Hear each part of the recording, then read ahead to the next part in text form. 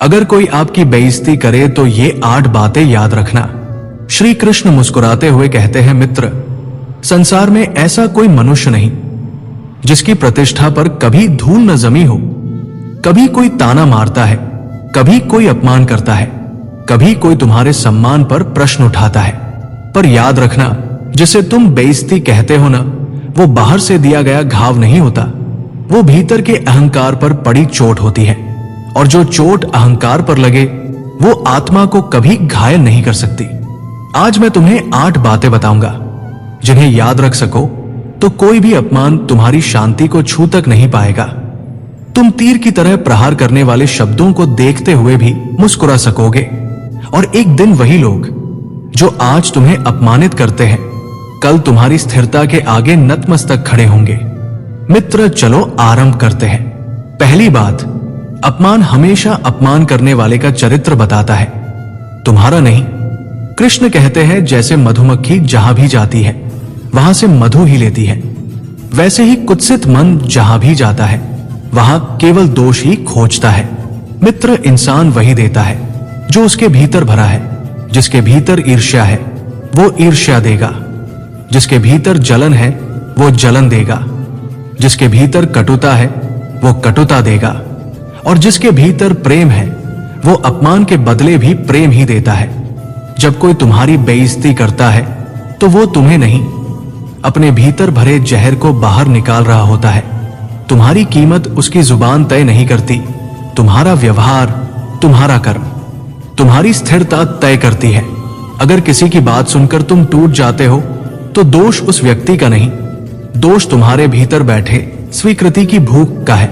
तुम चाहते हो कि हर कोई तुम्हें अच्छा कहे, तुम चाहते हो कि हर कोई सम्मान दे, और इसी चाहत की जंजीरों में फंसकर तुम दूसरों की राय के गुलाम बन जाते हो। पर सुनो, जिस दिन तुमने दूसरों के शब्दों की शक्ति छीन ली उसी दिन तुमने अपने आत्मबल को प्राप्त कर लिया।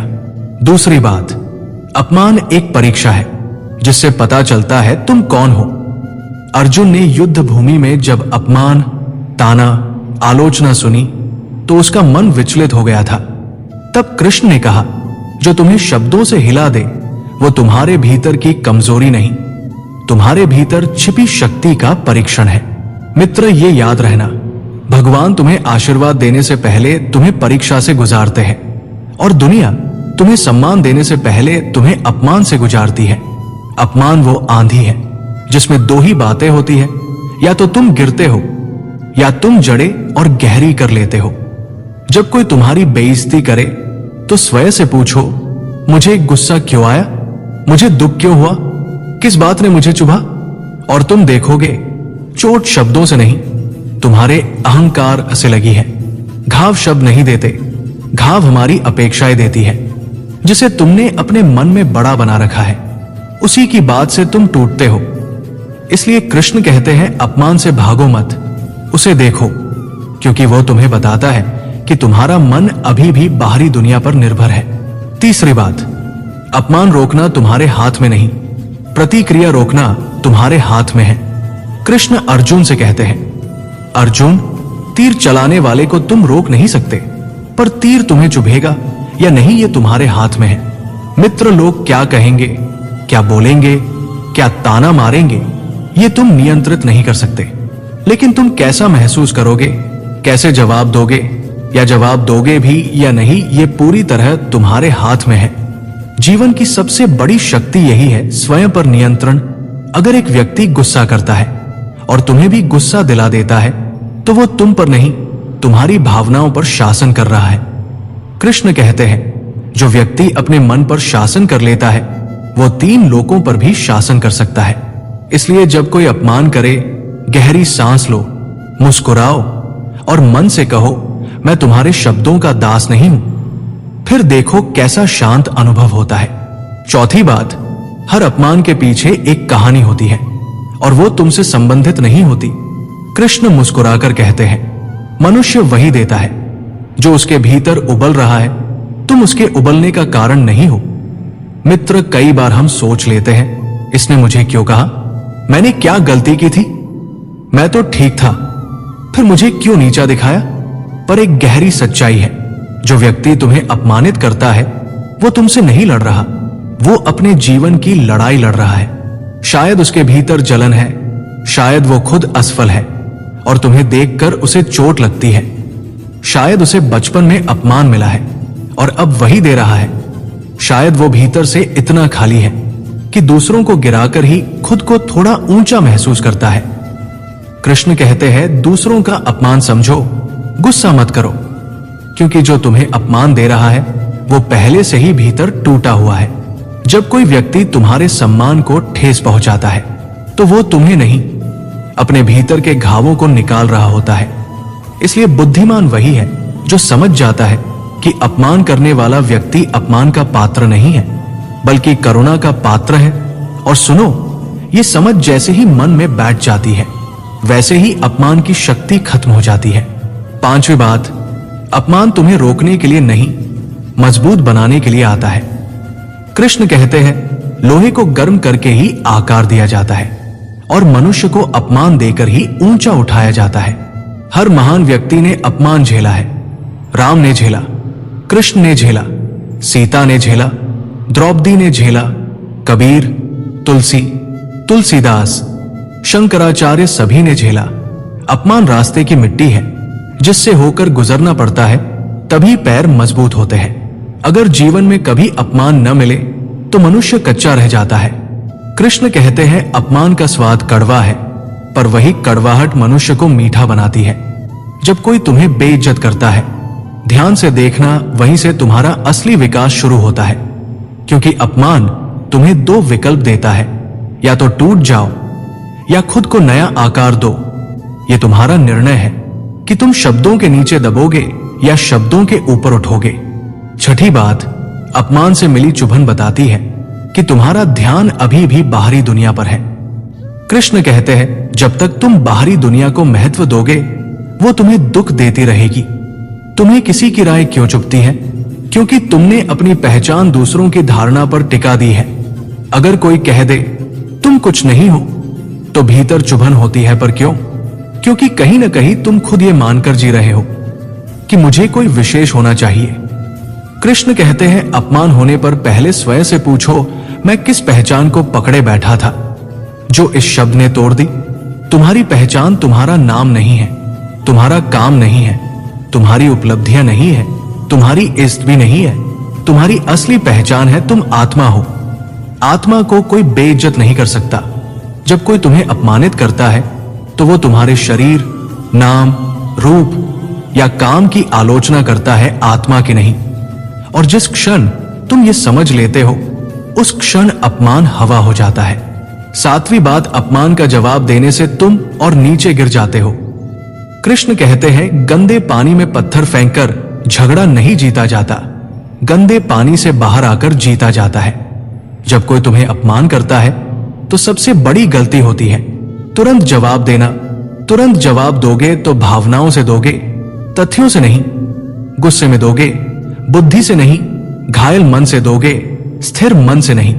और फिर तुम वही बन जाते हो जो वो बनाना चाहता था। कृष्ण कहते हैं, जब तुम जवाब नहीं देते तो तुम उसकी शक्ति छीन लेते हो। चुप रहना कमजोरी नहीं है, चुप रहना एक ऊंचाई है। जो कर सकता है वही चुप रह सकता है। अशांत मन चुप नहीं रह सकता। कभी कभी मौन सबसे बड़ा प्रतिशोध होता है। आठवीं बात, अपमान को याद मत करो, उससे सीखा क्या, उसे याद करो। अर्जुन ने एक बार कहा, मुझे उन बातों की चोट याद है जो वर्षों पहले लोगों ने कही थी। तब कृष्ण ने कहा, अर्जुन तुम उन चोटों को ढो रहे हो जो अब अस्तित्व में ही नहीं है। मित्र, जब लोग तुम्हें अपमानित करते हैं तो वो घटना कुछ मिनट चलती है, लेकिन तुम उसे वर्षों तक ढोते फिरते हो। यह तुम्हारा नुकसान है, उनका नहीं। कृष्ण कहते हैं, अपमान भूल जाओ पर सीख याद रखो। अगर कोई तुम्हारी बेइज्जती करे तो ये मत देखो कि उसने क्या कहा, ये देखो कि उसने तुम्हें क्या सिखाया। हो सकता है उसने तुम्हें बताया कि तुम अभी भी बाहरी मान्यता पर निर्भर हो सकता है उसने तुम्हें सिखाया कि तुम अपनी भावनाओं पर नियंत्रण नहीं रखते। हो सकता है उसने तुम्हें समझाया कि तुम्हें और मजबूत होना है। सीख पर ध्यान दो, चोट पर नहीं। मित्र, हमने समझा कि अपमान वास्तव में अपमान नहीं होता, बल्कि एक परीक्षा, एक दर्पण, एक अवसर होता है। अब हम और गहराई से उतरेंगे।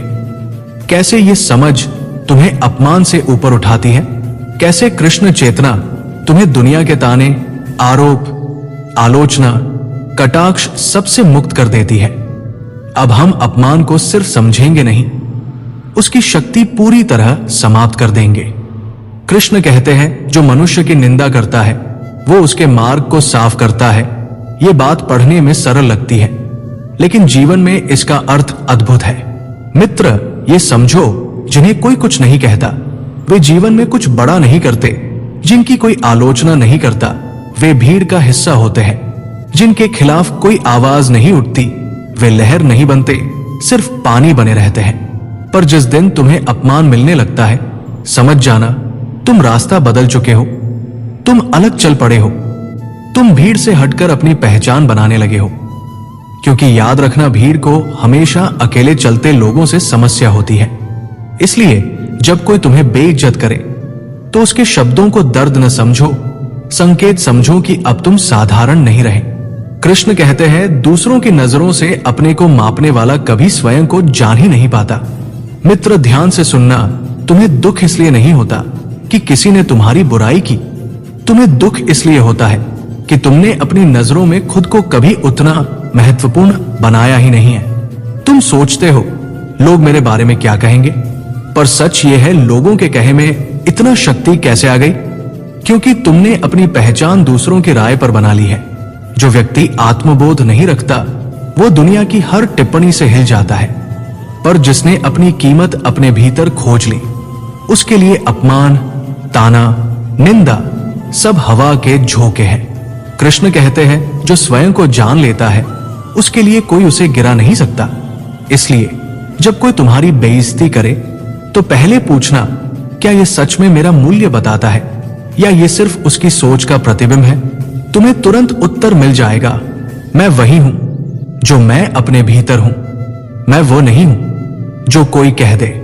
अर्जुन ने पूछा, मधुसूदन, कभी कभी मौन रहने पर लोग हमें कमजोर समझ लेते हैं। कृष्ण ने हंसते हुए कहा, अर्जुन, शेर कभी भौंककर जंगल नहीं चलाता, उसकी खामोशी ही जंगल पर शासन करती है।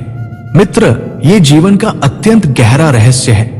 लोग जल्दी बोलने वाले को शक्तिशाली नहीं मानते, वे शांत रहने वाले से डरते हैं, क्योंकि उन्हें समझ नहीं आता ये व्यक्ति प्रतिक्रिया क्यों नहीं देता, इसे चोट क्यों नहीं पहुंचती, ये चुप क्यों है, क्या ये कमजोर है या इसके भीतर कोई ऐसी शक्ति है जो हमें दिखाई नहीं देती।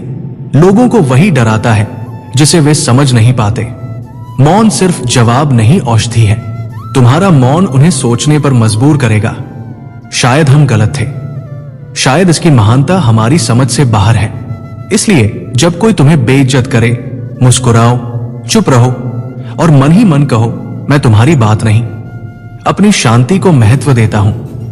उस क्षण तुम जीत जाते हो, वो हार जाता है। कृष्ण ने कहा, क्योंकि तुम दूसरों के शब्दों को अपने भाग्य का स्वामी मान लेते हो। मित्र, दूसरों की बात का असर तुम्हारे भविष्य पर नहीं पड़ता, पर तुम्हारी प्रतिक्रिया जरूर पड़ती है। अगर तुम गुस्से से जवाब दोगे, सम्मान खोगे। अगर तुम बदले की भावना रखोगे, मन अशांत होगा। अगर तुम रोगे, मन छोटा होगा। अगर तुम टूट जाओगे, पथ बदल जाएगा। लेकिन अगर तुम मुस्कुराकर छोड़ दोगे, तुम्हारा भविष्य, तुम्हारी दिशा, तुम्हारी ऊर्जा सब बच जाएगी।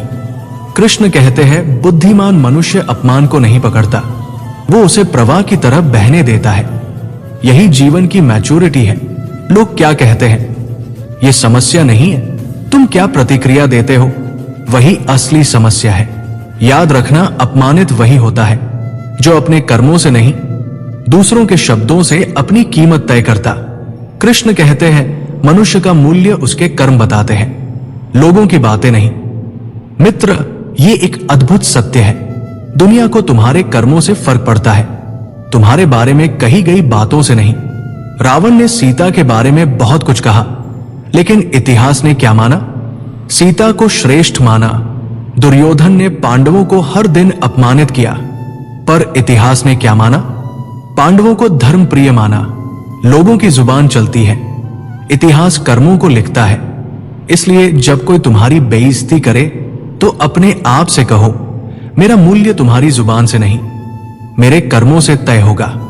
और जब तुम कर्म से उत्तर देते हो तो दुनिया भी बदलती है और अपमान करने वाला भी।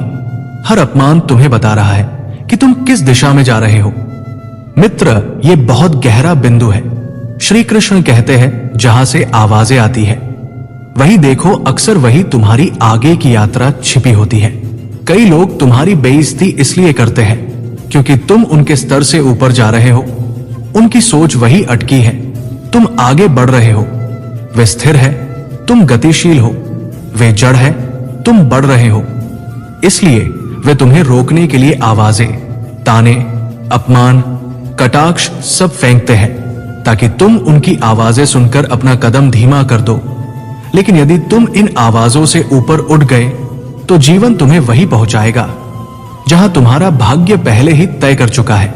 अपमान सिर्फ रास्ते का शोर है, मंजिल का नहीं। दोस्तों, इस वीडियो में बस इतना ही। मैं आशा करता हूं कि आपको इस वीडियो से बहुत कुछ जानने को मिला होगा। वीडियो को लाइक और शेयर करके कमेंट में जय श्री कृष्ण लिखना ना भूलें। और ऐसे ही ज्ञानवर्धक और प्रेरणादायक वीडियो पाने के लिए हमारे श्री श्याम वर्ड्स को सब्सक्राइब भी कर लीजिए। जय श्री कृष्ण। धन्यवाद।